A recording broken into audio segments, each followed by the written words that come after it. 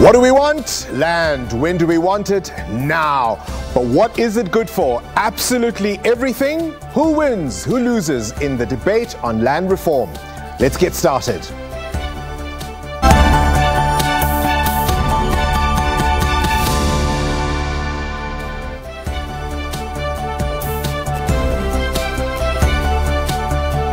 Good evening and welcome to the Democracy Gauge. I'm Bongani Bingwa. Your issues, your views are what this show is all about. No holds barred. You tell it like it is. Poverty and inequality are not unique to this country, but poor peasants almost anywhere else in the world are able to live off the land even if they have meager resources. That's the difference, you see. South Africa's poor are trapped in unending poverty without land, and that is precisely what apartheid sought to achieve. Research shows that the face of poverty is largely black and female. 61% of black Africans are poor. This is only true of 4% of the white population. So, will land absolutely solve everything? Our poll question then this evening is, will land improve the lives of the majority? You can choose from our usual three colors. Green is for yes, yellow is for maybe, and of course red is for no. You can interact with our poll on SABCnews.com. We extend the conversation on Twitter and Facebook. Remember to use our hashtags SABCDG25 and SABC News. Now, the issue of owning land in South Africa is a highly emotive one. South Africans were forcibly removed from their land and place of birth during apartheid and colonialism. But 25 years into democracy, the majority of the people remain landless. Our journalist Sibongile Mkani spoke to a group of people whose desperation has led them to acquire land illegally. This is Nava Mahlalela. She is 57 years old. She's had no formal education. The mother of 7 is proud to have this piece of land, even if it means acquiring it illegally.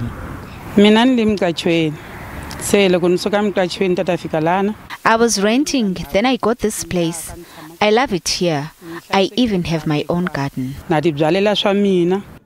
For Zanele Mkwena, this may be a modest dwelling, but it's home. The 71-year-old moved into the area a year ago following incidents of land grabs. She felt it was time she owned a piece of land.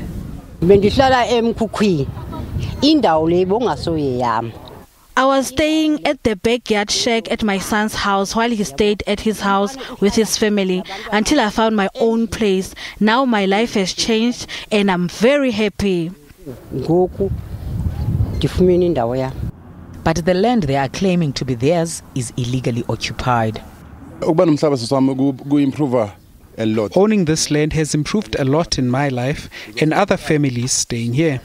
Firstly, some of us come from backyards and we are older and need our own homes to build our families. Professor Kondile Kondlo says ownership of land is important when it comes to restoring the dignity of the previously oppressed.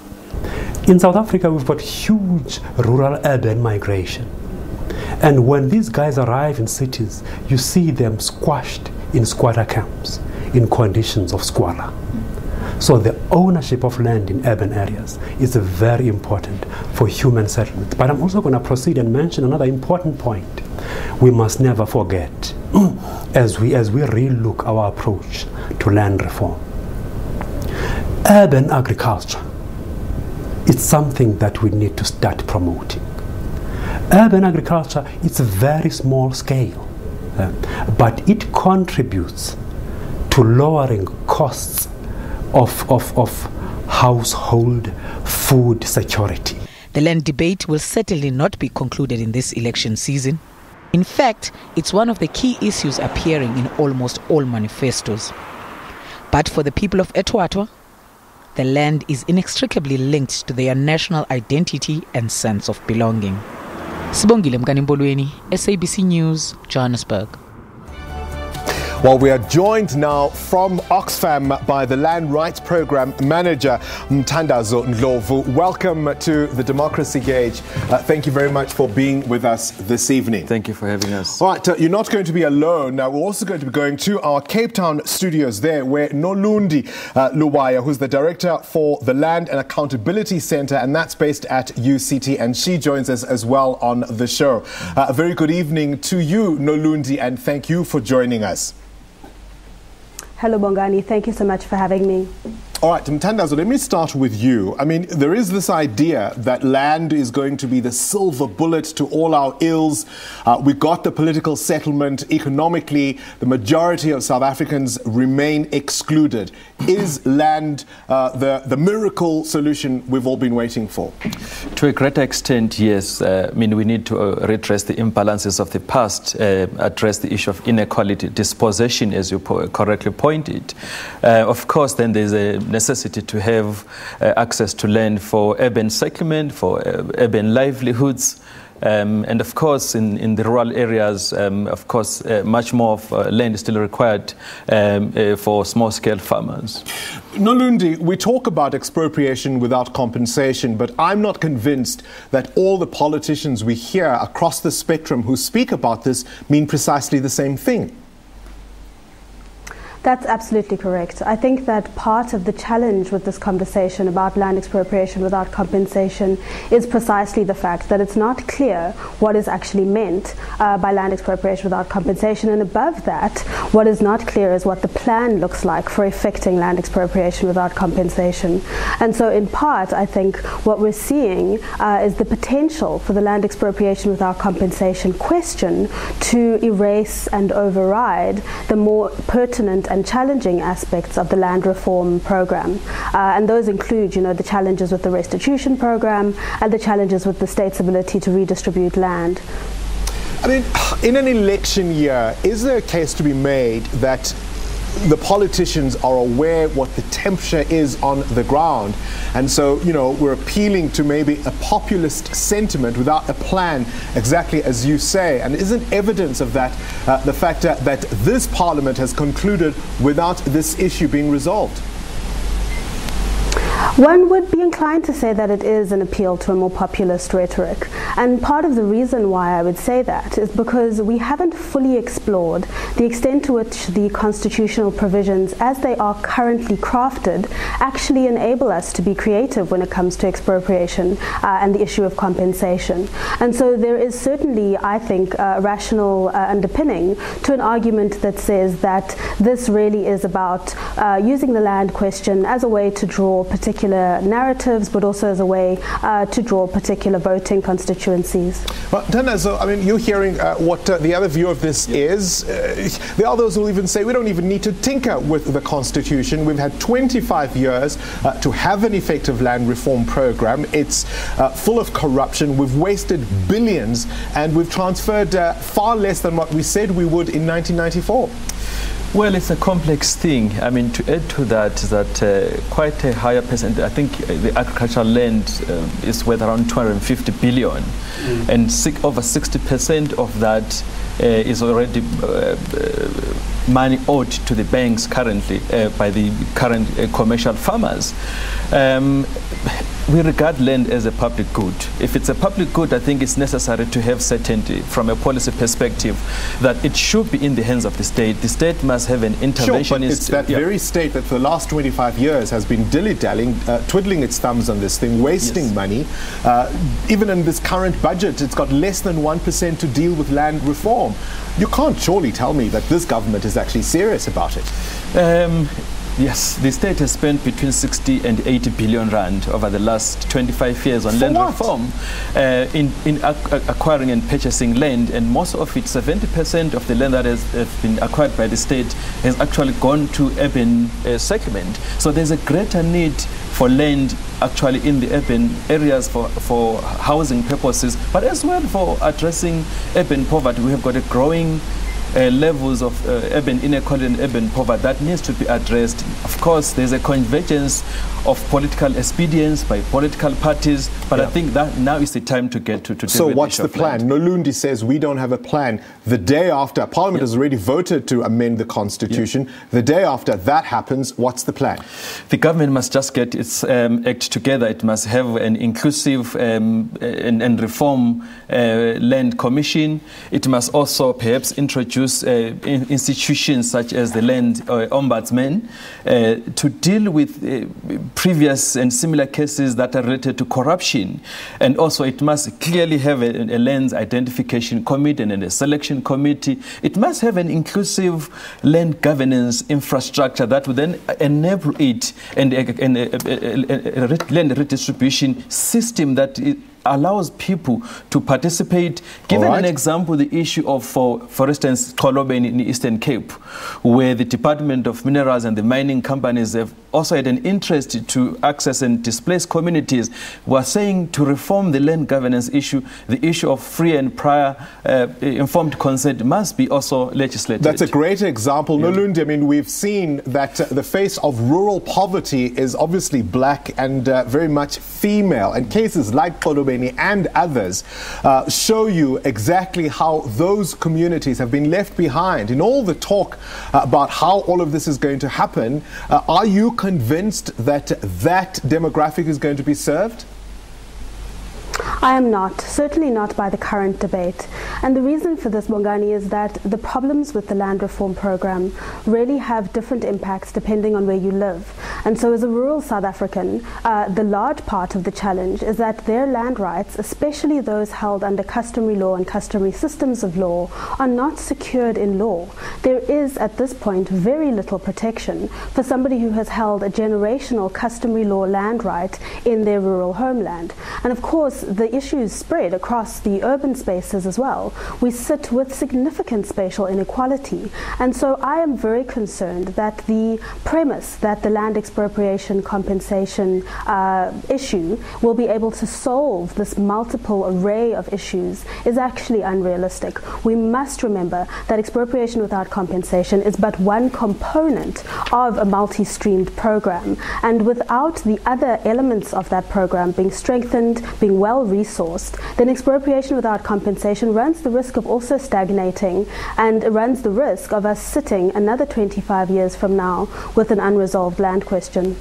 It's great to have the headlines, it's great to have the promises, but what do they say? T's and C's apply. Thank you very much to you, Mthandazo and Nolundi, for being part of the Democracy Gauge this evening. Now, a reminder of our poll question tonight: will land improve the lives of the majority? You've got three options to choose from. Green is yes, yellow is maybe, red is no. We'll share some of your views after this break.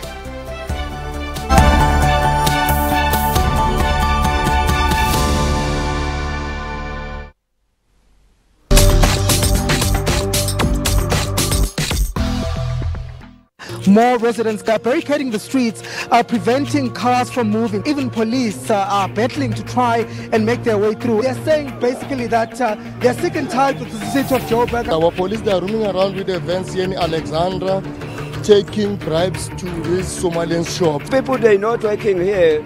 Firms are churching out. Us as journalists have been on the firing line, who have been asked by the residents not to shoot them when they burn these tires.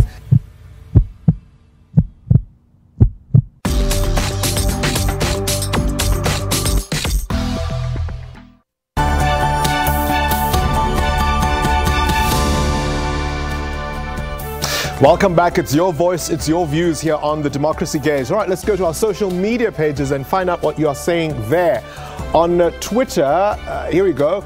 Pete says, a change in leadership, education, hard work, end corruption. Land is just another empty promise. People who get land for free will not know what it takes to keep it afloat. Some people would like to say, give us a chance and we'll find out. Joel says, we want our land back. We ain't playing. Katim Kateko says, no, those who are in power will still benefit and use it for their personal gain, benefit and enrichment. All we need to do better is distribution of wealth fairly equally. That's in the mind of attitudes free from corruption. Lastly, a country with no spirit of Ubuntu will always, I think that isn't included there. Let's go to Facebook. One view says, land will improve our lives as we will build our own houses, unlike paying bonds. We'll farm and produce local food and sell locally. Yes, we want land to work it and create jobs. Peter says, definitely. After the commission clean the corrupt officials, we really need whites trades when it comes to agricultural sector. It's a very complicated industry. Our failure to deliver basic service. Let's share with those. I'm not sure if I'm following everything Peter is saying there, but obviously the debate on social media is lively. We'll take some more of your WhatsApp voice videos coming up.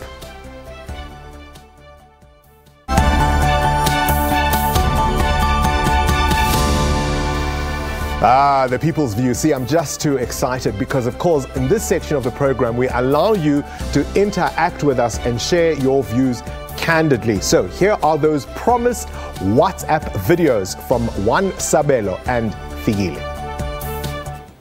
The land will definitely improve the lives of South Africans because for one to gain the economic freedom, you must first have somewhere to land on. Therefore, automatically, you are safe. At least you have a base, you have somewhere to fall on. If one gets a land, the reason it's being, just like myself in my situation, I bought a bond house.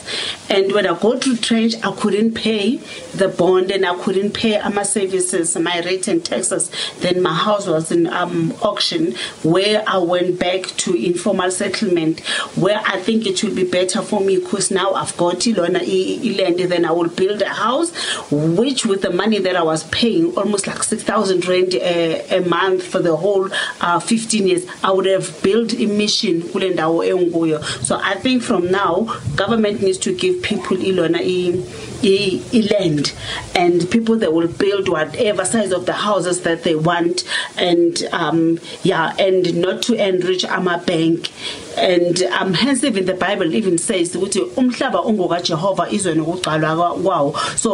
the government and people get the free land, which will make us a better person and better parents. Right, if you want to be part of the People's View in our next show, simply send us an email to dg25@sabc.co.za. You can also send us a WhatsApp video on 065 862 4548. At the end of the show, I'll be throwing forward to tomorrow's topic. Now, if your name is Hans Du Plessis, well, you better stay tuned because your story is coming up.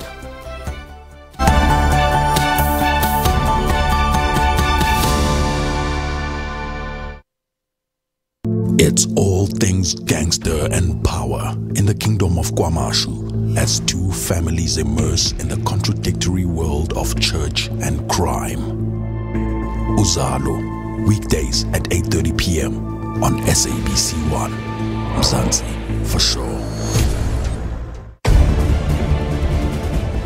We've heard it many times from female entrepreneurs that they aren't taken seriously, and Future Females is a worldwide network of women. So we're creating a platform where these women come and they collaborate and they meet each other. Have the Civil Aviation Authority announced when they'll be making some announcement with regard to findings? The Chief Executive Officer of Ethiopian Airlines, he said they do not even know the magnitude of the situation. Bring us up to speed with regard to the latest developments. We now know there was a football official, there was a journalist, there were university professors. Koko said his hands are clean and his detractors have ulterior motives. South Africans have been sold a dummy that Machela Koko had conflict of interest. Our election website here on SABC is now live.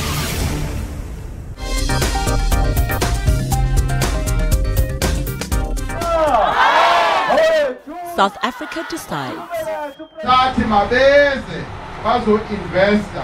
Sakwazi ukuthi sa-raise 290 billion yamarandi. An African Perspective this week. We discuss the foreign policies of the main political parties in the country.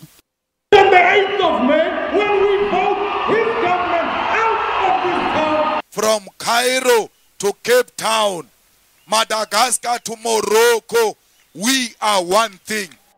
Join us on Wednesday at 9:30 p.m. on SABC News.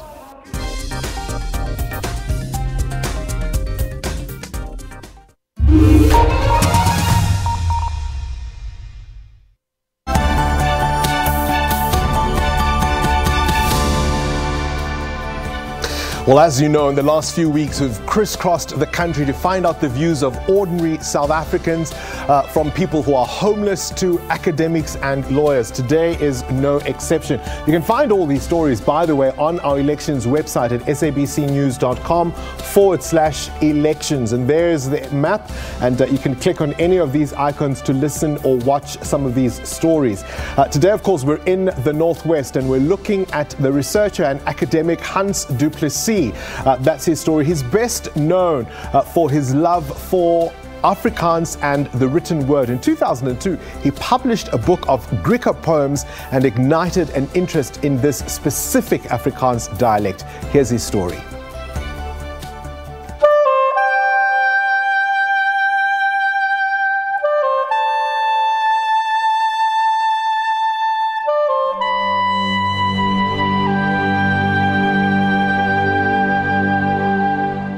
Ek is Hans Du Plessis. Ek kom van Pretoria af. Was eers in die onderwys. En na ek in die onderwys was, het ek 'n pos gekry by Unisa en toe het ek in 1981 professor geword in Afrikaanse taalkunde by die destydse Potchefstroomse Universiteit vir Christelike Hoër Onderwys was dit toe. En toe het ek in 1990 het ons die skryfskool begin. Ek kies geel, want dit is die kleur in die verkeerslig wat vir jou sê wees versigtig.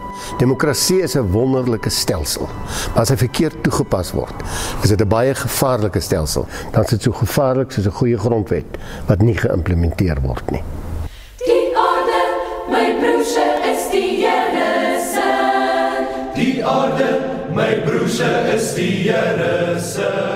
Ja, ek het voordeel getrek uit die regering, ek het voordeel getrek uit die goeie dinge wat gebeur het sedert 1994. Daardeur het ons regtig goeie voordele, soos byvoorbeeld dat die Afrikaanse boek floreer, die Afrikaanse koerante floreer, televisie floreer. Ons het dus voordeel getrek uit heel wat goed. En ons het regstaat nog steeds, so daar is baie goeie goed.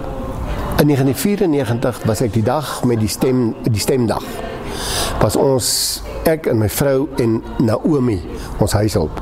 Ons het saam gaan stem hier op die Fanny de Tooi in Potchefstroom. In 'n lang tou, seker vir 'n uur gestaan, maar was die lekkerste staan ooit, want almal was ontspanne, almal was lus vir die nuwe uitdaging. My hoop en my drome toe ek daar gestaan het was dat ons in Suid-Afrika kry waarin kleur glad nie meer saak maak nie. Waarin jou geslag nie meer saak maak nie, maar jou vermoëns saak maak, jou kwaliteite saak maak. Met ander woorde, 'n land sonder diskriminasie, 'n land sonder rasisme, 'n land sonder seksisme en 'n land waarin elkeen kan tot sy eie potensiaal ontwikkel. My kyk vang die verste kop. Waarvanaf sal my hulp nou kom? My hulp is van die Here, van hom. Hy het nou die hemel in Prieska gekom maak. Sonder dat jou voete klippers raak, is hy skoene agter die skaap.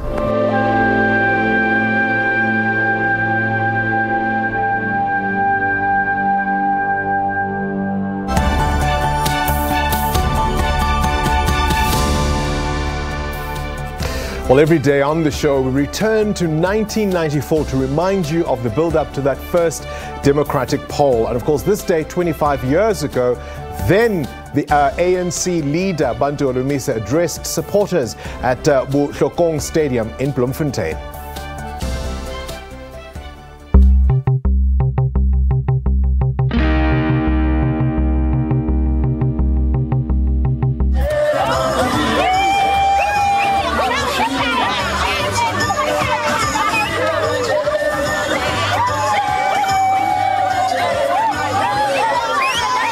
Natural resources like diamond, gold and others, coal, etc., are going to be in big demand in the international market and thereby creating job opportunities. Also, when we are going to tackle the question of bringing electricity to the people in the township and rural areas, bringing clean water to the rural areas and in some townships, we will be actually creating job opportunities for our people abroad, that is outside South Africa, to invite investors to come and invest in South Africa, thereby creating job opportunities for our people. But we can do so unless we address first the question of stability. That is why we are not going to tolerate the existence of private armies, where you see AWB moving around the country carrying weapons or training publicly, or you see Nkata marching through the streets of Johannesburg or Durban carrying dangerous weapons. Under the ANC government, we are going to come up with a program of compulsory education, free education for the next 10 years, and we are budgeting for that 23 billion rands to address the education problem. My, how times have changed. A very young general there in that clip. Now, before we say goodbye, let's take a look now at the results for today's poll. Here it is on your screen. Yes, 59%, 15 say maybe, 26 say no. So that's the result of our poll this evening. We thank you, of course, as always, for taking time to watch and participate in our program. Tomorrow we're asking, are we a me first nation? Essentially, are we a selfish nation when it comes to making this democracy work? That means our poll is open. You can vote now. Choose from the three colors: green, yes; yellow, maybe; red, no. You can also, of course, remember to view all our profiles, every story featured on today's show and previous shows. You can do that at sabcnews.com/elections.